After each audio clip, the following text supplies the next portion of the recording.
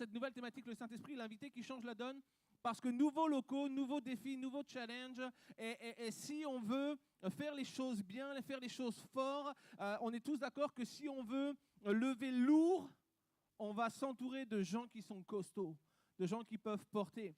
Quand on a fait les travaux ici, qu'on a commencé à écrouler les murs, les charpentes, les machins, tout ça là, je vous assure, heureusement, on avait des costauds. Parce qu'il y a plein de choses qu'on ne pouvait pas faire, mais grâce à ces gars-là, je me rappelle qu'à un moment donné, il y avait comme les poutres métalliques d'un bout à l'autre. Et c'était très long et on les démontait. Et puis alors que j'essayais de lever d'un côté et j'arrivais pas à lever la poutrelle métallique, c'était très dur et je poussais, j'arrivais pas. Puis à l'autre bout, il y avait Donatien, puis lui, comme il attrape la poutre, il appuie, la poutre se lève et moi avec. Wouh! Merci Seigneur pour ces géants que tu nous as donnés pour ces travaux difficiles. Mais j'aimerais te dire ceci, Dieu n'a pas dit que nous serons seuls. Alors que Jésus était sur la terre, il a dit, il est préférable que je m'en aille. Parce qu'il y a quelque chose de bon qui vient pour vous, il y a quelque chose de puissant et ça va être avec vous tous les jours et ça va marcher avec vous, ça va vous aider dans les difficultés, ça va réaliser pour vous l'impossible. Et cette personne-là, c'est le Saint-Esprit. Et souvent, on pense à Dieu, on pense à Jésus, on prie Dieu, on prie au nom de Jésus et on oublie le Saint-Esprit, alors que le Saint-Esprit, c'est l'envoyé qui est avec nous à chaque jour. Celui qui marche avec nous, celui qui est présent avec nous, celui qui relève les défis avec nous, celui qui nous pousse à aller plus loin. Et j'aimerais vraiment qu'on puisse continuer à partager sur cette thématique du Saint-Esprit, alors qu'on avait fait une lecture dans le livre des Actes, le chapitre 1, le verset 8, et la parole de Dieu disait ceci, « Mais bientôt, le Saint-Esprit descendra sur vous et vous revêtira de force pour vous rendre capable d'être mes témoins. » Il y a un plan, il y a un objectif. Le Saint-Esprit va venir, il va descendre sur vous. Ok, c'est quoi ça? Ça ne va pas juste vous chatouiller les cheveux. Et heureusement, parce que moi, ça aurait été vraiment compliqué. Mais ce n'est pas juste un courant d'air qui passe, mais il va descendre et il va vous revêtir de force pour vous rendre capable d'être mes témoins.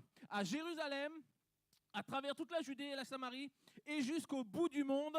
Quelqu'un dit Amen pour ces gens qui ont attendu le Saint-Esprit et qui ont fait que l'Évangile est arrivé jusqu'à nous. Des fois, on ne réalise pas. Fait que ces gars-là, ils auraient pu dire, j'en ai marre d'attendre. Ces gars-là, ils auraient pu dire, ma vie est en jeu et je vais pas risquer ma vie.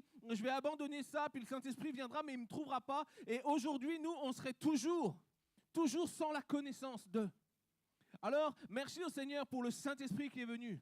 Mais il est venu pour nous rendre capables d'être des témoins, des gens avec une histoire, des gens avec un vécu, des témoins physiques, mais des témoins aussi oculaires de ce qu'on a vu, de ce que Dieu a fait en nous, de ce que Dieu a changé des vies, de ce que Dieu a restauré des couples, de ce que Dieu a délivré de certaines maladies. Et je crois vraiment que le Saint-Esprit veut agir encore aujourd'hui.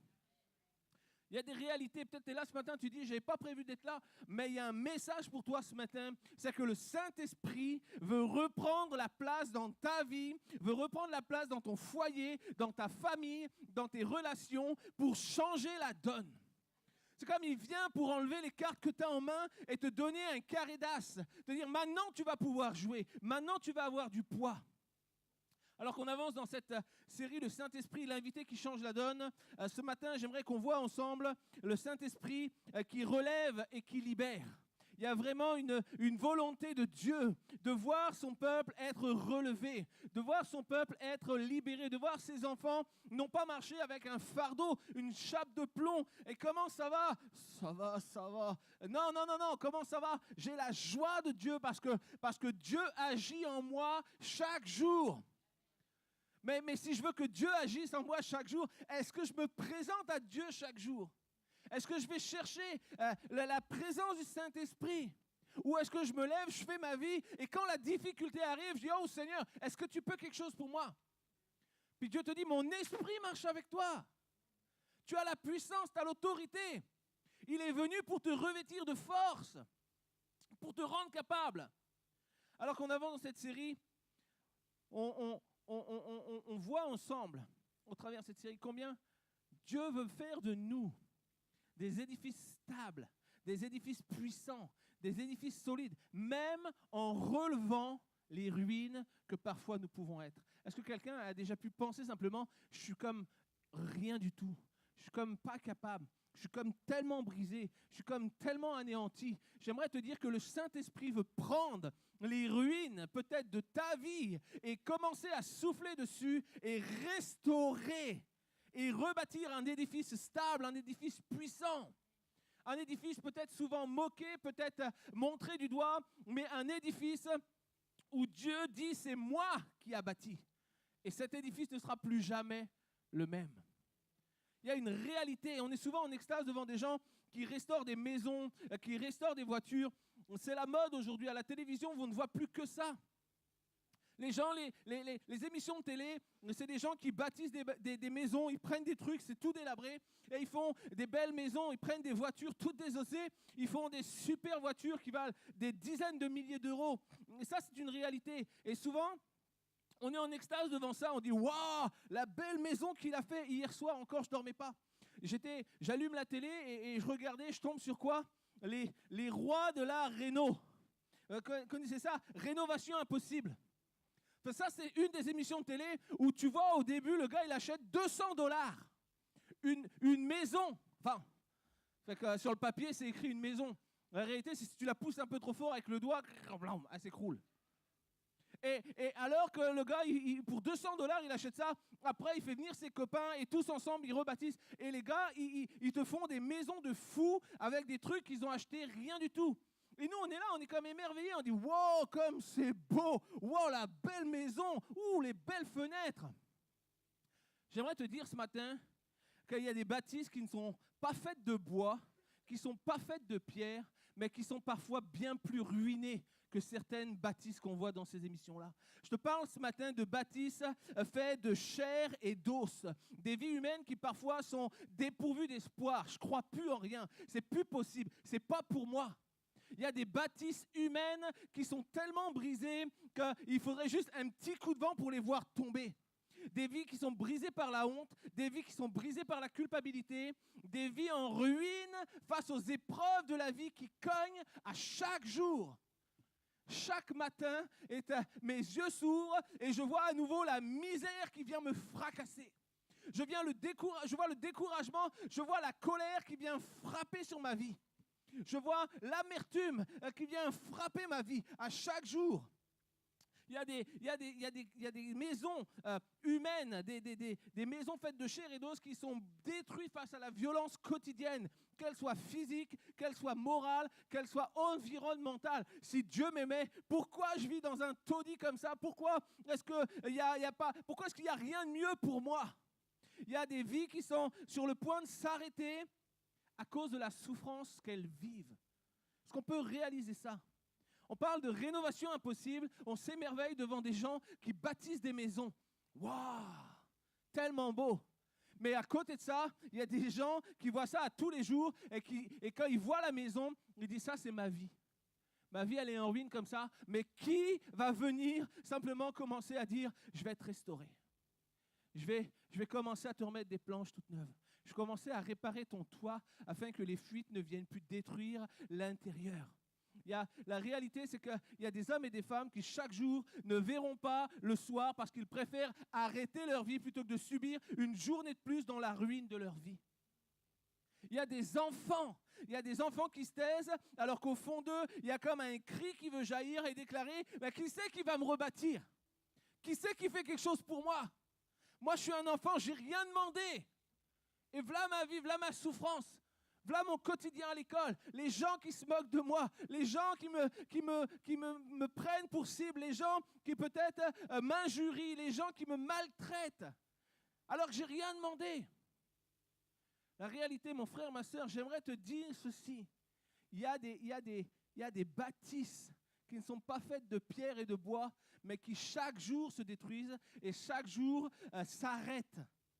Parce que personne n'est là pour rebâtir. J'aimerais te donner cette nouvelle ce matin.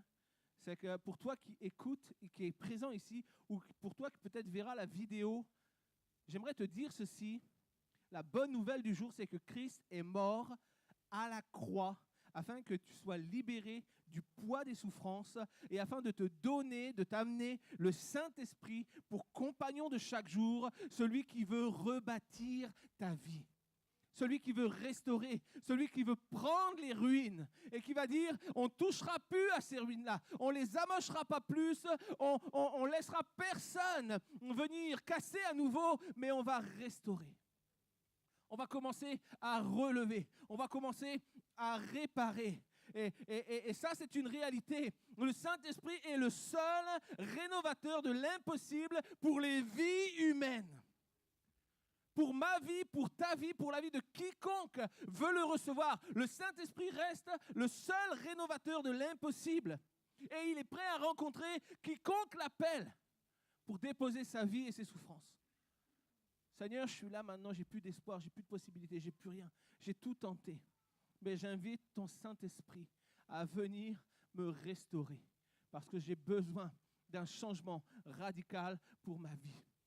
Besoin de changer. On connaît également dans ce genre d'émission, les rénovations de la possible, tout le monde connaît cette émission de tuning spéciale, Pimp My Ride. Quelqu'un a-t-il déjà vu cette émission? Ça passe à la télévision, il restaure des voitures. Il y a un gars qui sonne à ta porte, ding dong. Oui, bonjour, c'est quoi? Oh, c'est Exhibit. Il va réparer ma voiture. Les gars, ils sont dans l'allée, ils disent « ça, c'est ma voiture ». Il dit « t'es sûr, ça, c'est ta voiture ?»« Ouais, ça, c'est ma voiture. »« T'es sûr, c'est vraiment ta voiture ?» Ben, il manque une roue, il n'y a pas de volant, il n'y a que 2 portières. « Ouais, mais c'est ma voiture, j'ai plus rien, j'ai que ça. Oh, fais quelque chose pour ma voiture, s'il te plaît, pimp my ride. » Et alors qu'il prend la voiture, il prend les épaves, et après, il amène ça au garage. Et tout le monde s'affaire. Alors le gars, il dit, moi, je vais refaire les ailes. Alors, il avait des petites ailes comme ça, je vais faire des grosses ailes comme ça. Et puis dedans, je vais mettre un frigo, un minibar, un écran de cinéma, etc., etc. Mais c'est vrai.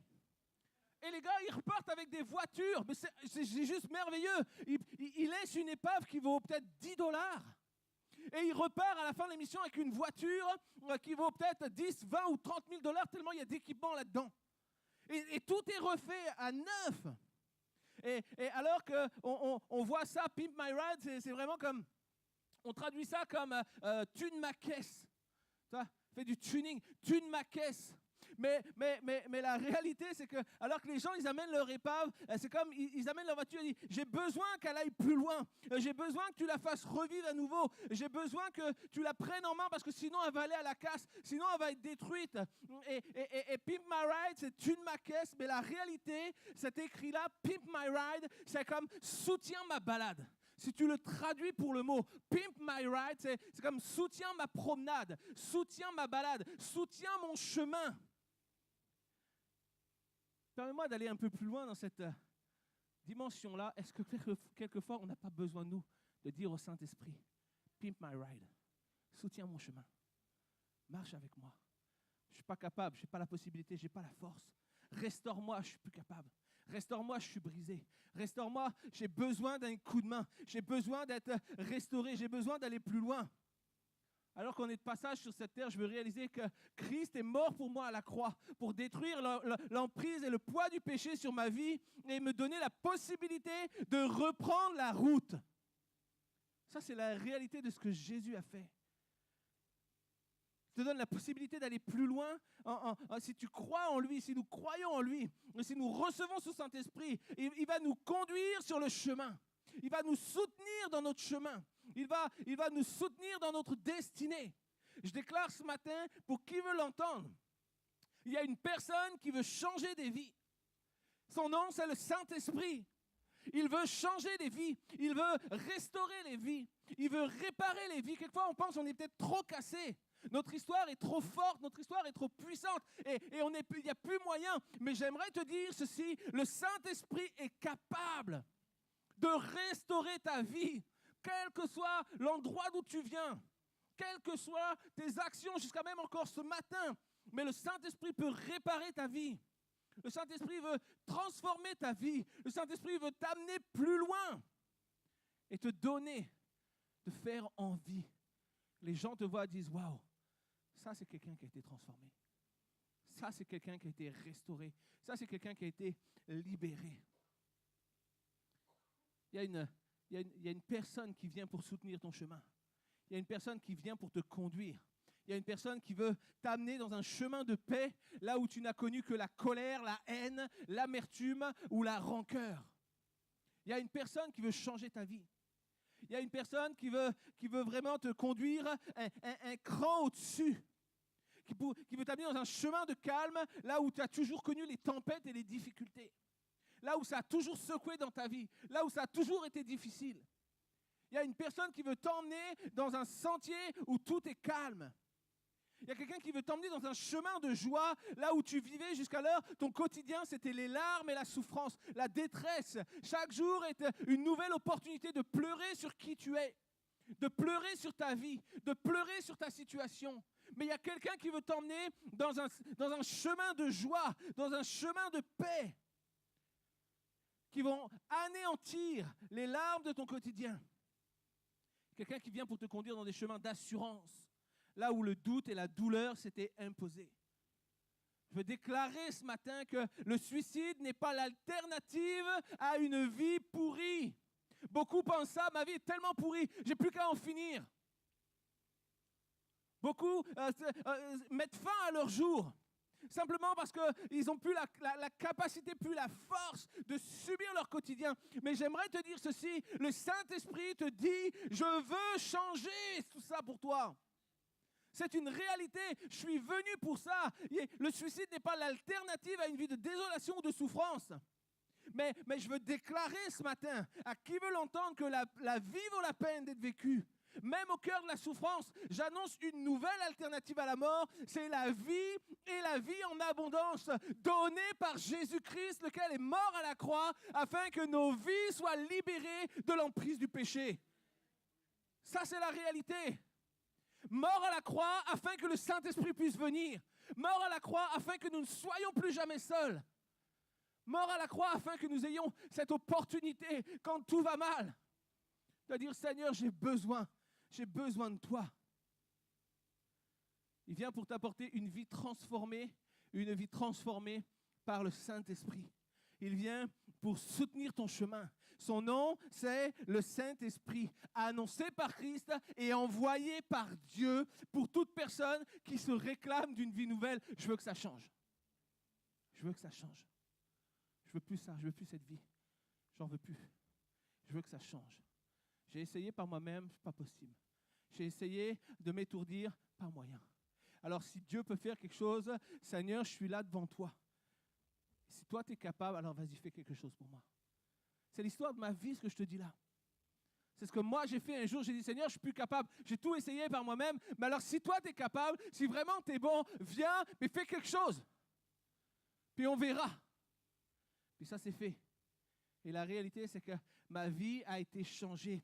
Il est celui qui donne une opportunité nouvelle, un horizon nouveau pour celui qui se réclame d'une vie nouvelle. Il est celui qui répond à toute personne qui appelle pour un changement réel et définitif.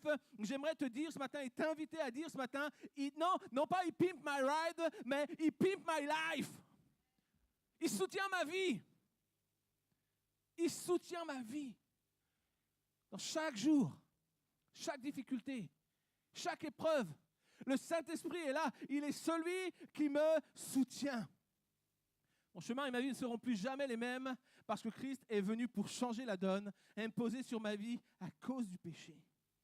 Mais le Saint-Esprit est à présent celui qui me soutient et celui qui me conduit. Alors que j'ai accepté Jésus dans ma vie, alors que son esprit marche avec moi, j'aimerais te dire ceci. Rien ne sera plus comme avant. Rien ne sera plus comme avant. Ça, c'est la réalité. Le Saint-Esprit t'appelle dans la résilience. La résilience. Ne t'arrête pas à ce que tu vois. Non, ne t'arrête pas à ce que tes yeux voient, mais proclame ta destinée par la foi. Ce n'est pas ce que tes yeux voient qui importe, mais c'est ce que Dieu est capable de faire. Et j'aimerais te dire cette phrase ce matin. Ne t'arrête pas à ce que tu vois, mais proclame ta destinée par la foi. Ce n'est pas parce que tu ne vois pas que ça n'existe pas.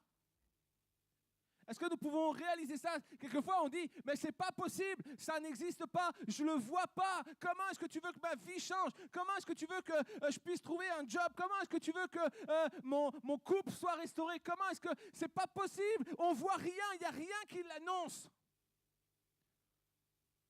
Tu ne vois pas l'oxygène et pourtant c'est grâce à ça que tu vis. Hey, tu ne vois pas l'oxygène et pourtant grâce à ça tu vis. J'aimerais te dire que le Saint-Esprit est peut-être celui que tu ne vois pas, mais celui qui peut t'emmener dans une dimension de ta vie tellement plus belle, tellement plus puissante, tellement plus grande. La résilience, c'est la capacité à surmonter les choses qui nous ont traumatisés. On a tous peut-être des choses, des phénomènes dans nos vies qui nous ont traumatisés. Des échecs de la petite enfance jusqu'à aujourd'hui. On a tous des choses qui nous ont comme traumatisés. Mais la résilience dans laquelle le Saint-Esprit veut t'emmener, c'est cette capacité à passer au-dessus de ça. Oui, je l'ai vécu, mais ça n'a pas d'impact sur ma vie aujourd'hui. Ça a eu un impact pendant longtemps. Ça m'a brisé pendant longtemps. Ça m'a mis en pression pendant longtemps. J'ai été victime de ça pendant longtemps. Mais aujourd'hui, je proclame que toutes ces choses qui m'ont traumatisé, aujourd'hui, alors que le Saint-Esprit vit en moi, les choses ont changé et ces choses-là n'auront plus d'effet sur ma vie. Je peux te dire ce matin que ton départ ne détermine pas ton arrivée. Tu peux mal partir, mais bien finir. Tu peux mal partir et souvent on pense ça, on dit parce que je suis mal parti, c'est fini pour moi. Je ne pourrai jamais connaître autre chose. Oui, par nature, peut-être tu ne pourras jamais connaître autre chose. Mais j'aimerais te dire ceci, si tu marches avec Jésus, si tu invites le Saint-Esprit qui te conduit, va t'emmener dans des sphères tellement plus grandes, tellement plus puissantes, des choses que tu n'oserais même pas toucher du doigt, que Dieu va déposer dans tes mains. Ça, c'est la réalité.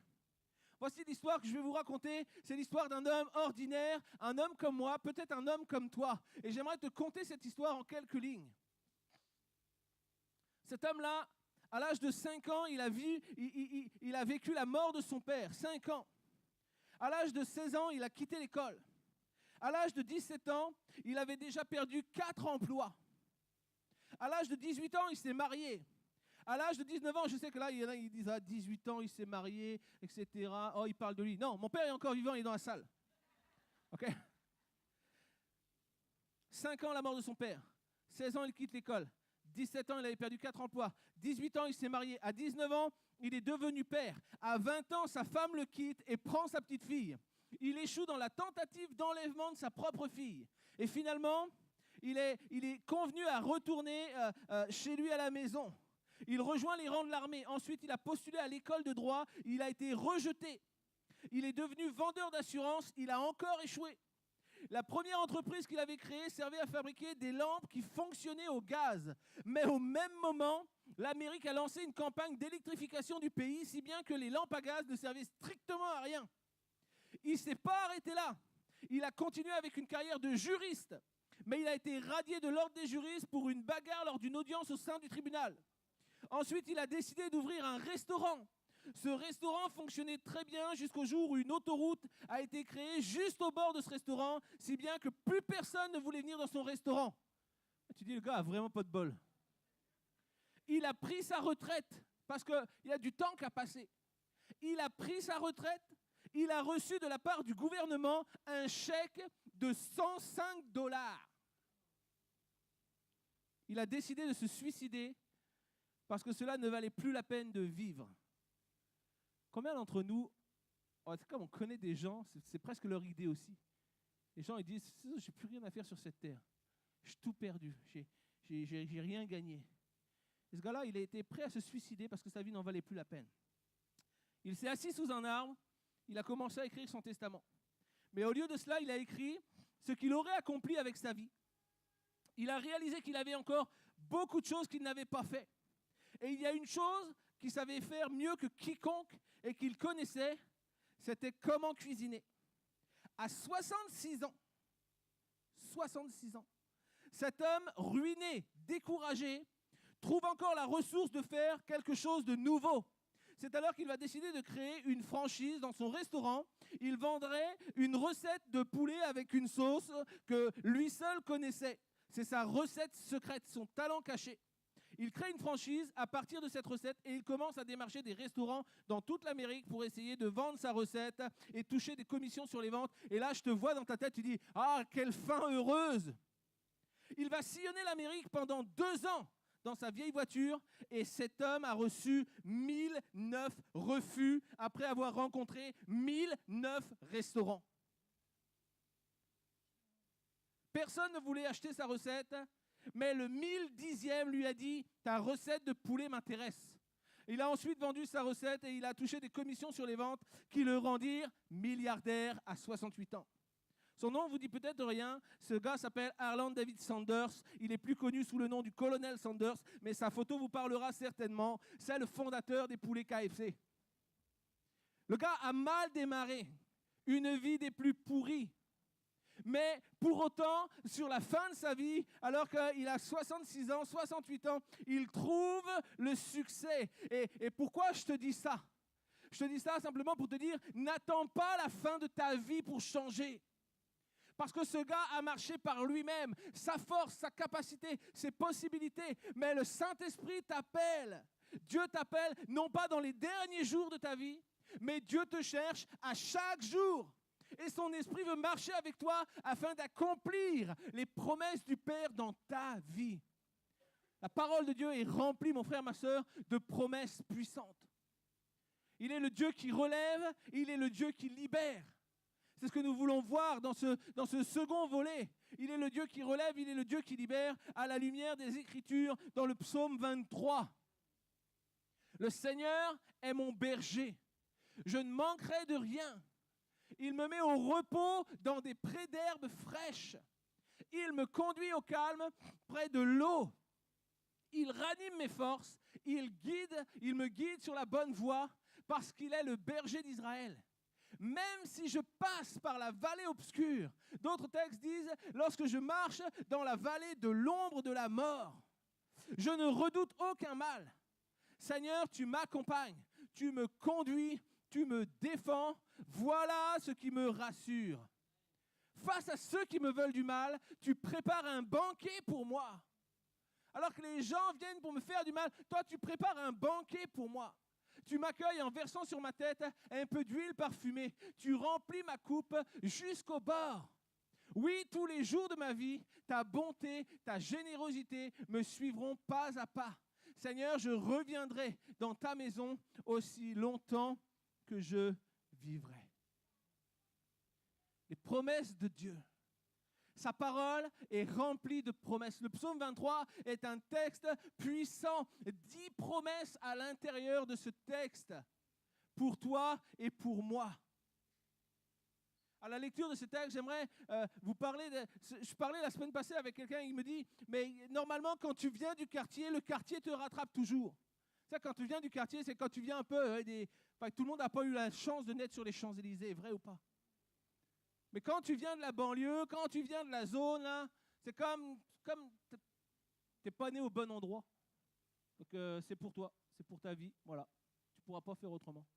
Ça va te coller à la peau à tel point que tôt ou tard, tu peux essayer d'en sortir. C'est comme il y a un élastique qui t'attrape et qui te fera toujours revenir en arrière. Quand tu viens du quartier, le quartier te rattrape toujours. En d'autres termes, si tu viens d'un milieu difficile, si tu viens d'un milieu de galère, si tu viens d'un milieu de souffrance, si tu viens d'un milieu de vol, de bagarre, de violence, de maltraitance, tôt ou tard, tu peux te débattre comme tu veux, mais tôt ou tard, ça reviendra chez toi. J'aimerais simplement modifier ce propos ce matin et te dire que quand tu viens du quartier, le quartier ne te rattrape pas, mais le quartier va courir derrière toi, ça c'est certain.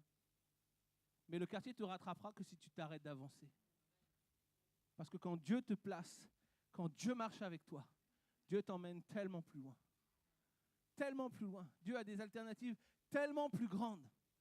Quel que soit, mais je ne pense pas que Dieu ait eu cette décision de conditionner certaines personnes en disant, toi tu mérites pas, toi tu seras dans la zone, toi tu seras dans les beaux quartiers, toi tu seras à Neuilly, toi tu seras dans le 9-3. Non. Non. Je ne crois pas que Dieu ait comme cette volonté de laisser les gens. Non, non. c'est qu'on vit tous des situations, on vit tous dans des endroits, on vit tous des choses par lesquelles on passe. Et alors, ça veut dire que n'importe quelle personne qui n'a rien demandé à personne et qui vit dans un secteur difficile, il est contraint pour toute sa vie de vivre dans un secteur difficile, alors que lui, il n'a pas demandé à naître. Non. La réalité, c'est que nous ne sommes pas les héritiers de nos parents sur la terre. Ce n'est pas parce que nos parents ont vécu la misère que nous vivrons la misère. Ça peut être des générations et des générations. On a toujours vécu la misère. Chez moi, de père en fils, de mère en fille, on a toujours connu la galère. Tu n'es pas responsable de ce que tes parents ont vécu, mais tu es responsable de ce que toi, tu désires vivre. Et lorsque tu invites le Saint-Esprit va te conduire dans quelque chose de nouveau. Deutéronome 30 nous dit ceci: je mets devant toi la mort et la vie, choisis la vie. Il y a une volonté de choix. Tu n'es pas le résultat de ce que tes parents ont décidé. Tu n'es pas le résultat de ce que Dieu a dit, toi tu seras malheureux. Non, non, non, il a dit devant toi, peut-être tes parents, tes grands-parents, peut-être les générations avant n'ont jamais voulu connaître Dieu, n'ont jamais voulu avoir affaire à Dieu. Mais c'est ta responsabilité à toi. Est-ce que je veux rester dans cette lignée ou est-ce que je veux sortir de cette lignée? Est-ce que je veux, lorsque le Deutéronome 30 dit, il dit, j'ai mis devant toi la mort et la vie, choisis la vie et tu vivras toi et ta postérité. Nous avons cette opportunité de briser la lignée de médiocrité. Donc je déclare que ce matin, ça ne s'arrêtera chez moi. Mes parents, mes grands-parents, les arrière-grands-parents ont toujours connu ça, mais je déclare ce matin, alors que j'invite le Saint-Esprit dans ma vie, je déclare que ni moi, ni mes enfants, ni leurs enfants, ni les enfants, de mes enfants, personne ne connaîtra cela, parce que j'ai invité en moi, dans ma vie, le Saint-Esprit pour changer la donne. Il y a une réalité. J'aimerais te montrer une courte vidéo, j'aimerais te présenter Ginette. Certains peut-être ont déjà entendu parler de Ginette. Et Ginette, c'est une mamie qu'on a rencontrée en 2017 au Québec.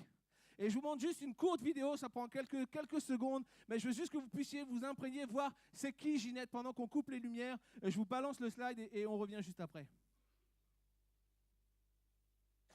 Oh, on est au Saint-Hubert. Yeah. On va manger quoi? Une poutine.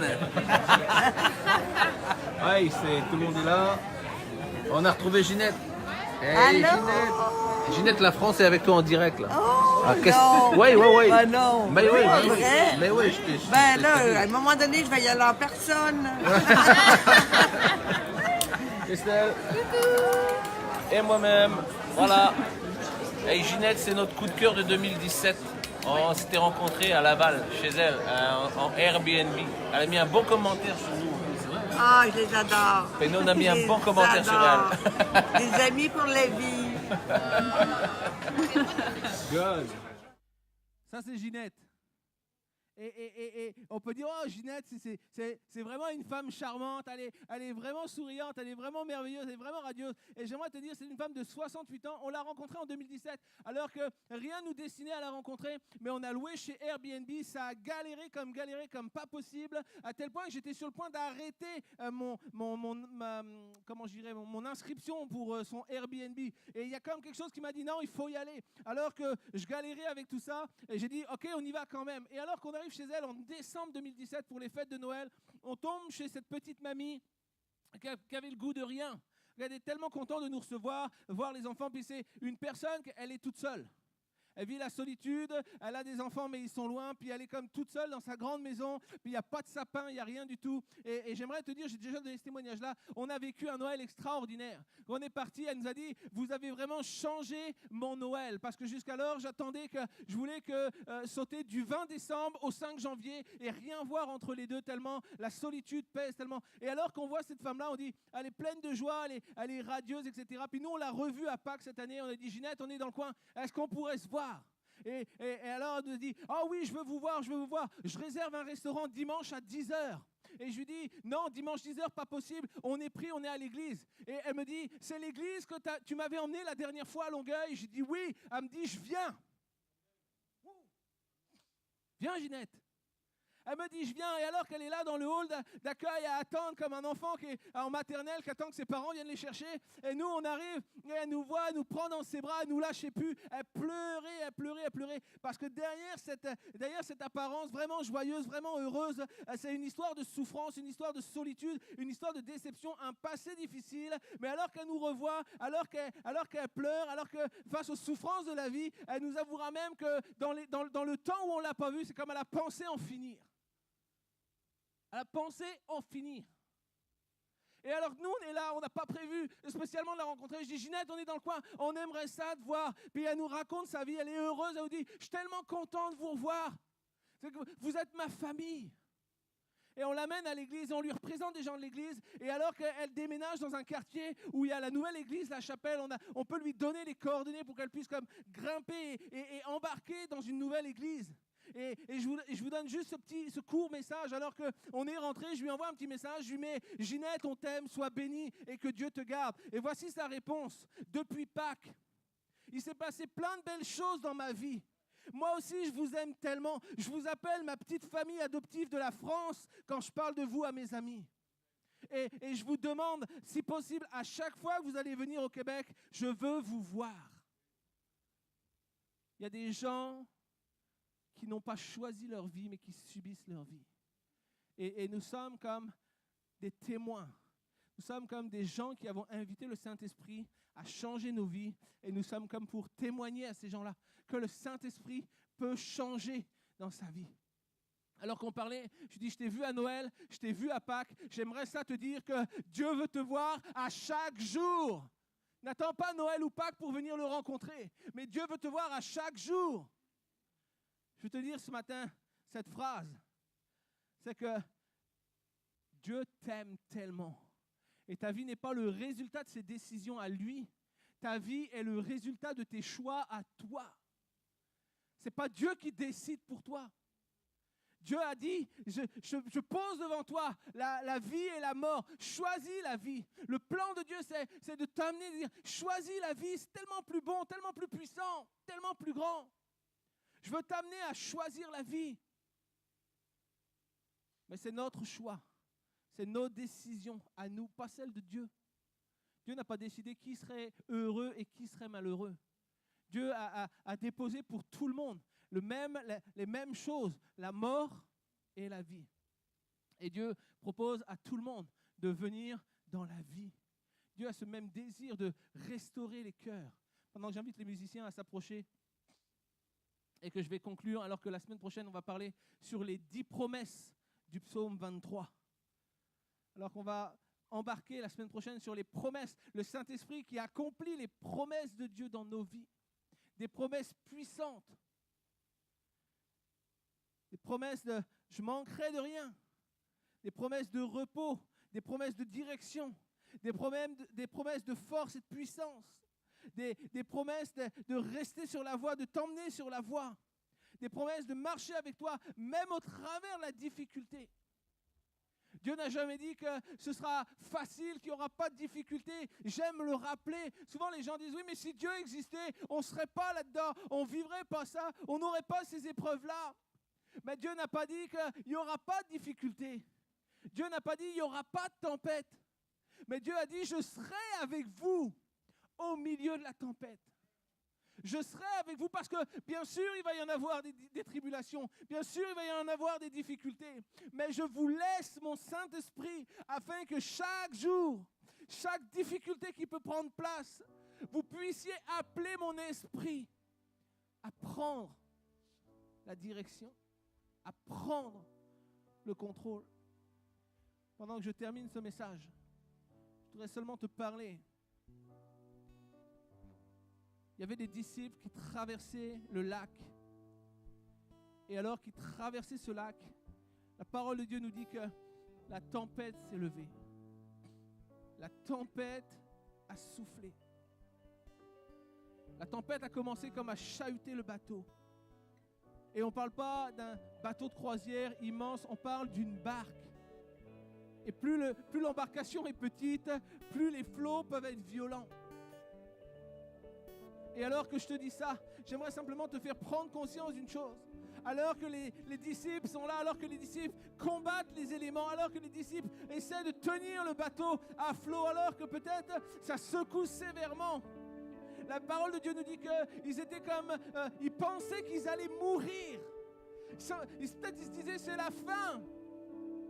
C'est la fin pour nous. Le bateau va couler. On est au milieu du lac. On va tous mourir. Mais un d'eux commence à avoir une lumière. Il dit, mais Jésus est dans la barque. Et en plus, il dort. Et alors qu'il le réveille, ils disent, on va mourir. Peut-être cette barque dont je te parle, peut-être tu te dis ce matin, c'est ma vie. Ça, c'est ma vie. Peut-être tu regarderas la vidéo puis tu vas dire, mais il parle de ma vie. Cette barque est comme secouée à chaque jour. Ou ma vie est en jeu à chaque jour. Ça parle de moi, ça. Puis les disciples étaient tellement occupés. Ils focalisaient tellement sur la difficulté. Ils focalisaient tellement sur le problème. Ils focalisaient tellement sur le fait que leur vie était en jeu. C'est qu'ils avaient oublié de porter leurs yeux sur Jésus qui était dans la barque avec eux. Alors que l'un d'eux se lève et dit, oh Seigneur, on est en train de mourir. On est en train de mourir. Et la parole de Dieu nous dit que Jésus se levant, menaça la tempête, menaça les flots et le calme revint. J'aimerais te dire ceci. Peut-être que Jésus n'est pas physiquement avec toi dans ta barque. Peut-être que Jésus n'est pas avec toi physiquement dans ta vie. Peut-être que Jésus n'est pas avec toi du tout. Peut-être pour toi, Jésus, c'est tellement loin. Peut-être pour toi, c'est même inexistant. C'est même incompréhensible. Mais peut-être que ta vie est frappée chaque jour. Mais j'aimerais te dire ceci. Acte 1, verset 8.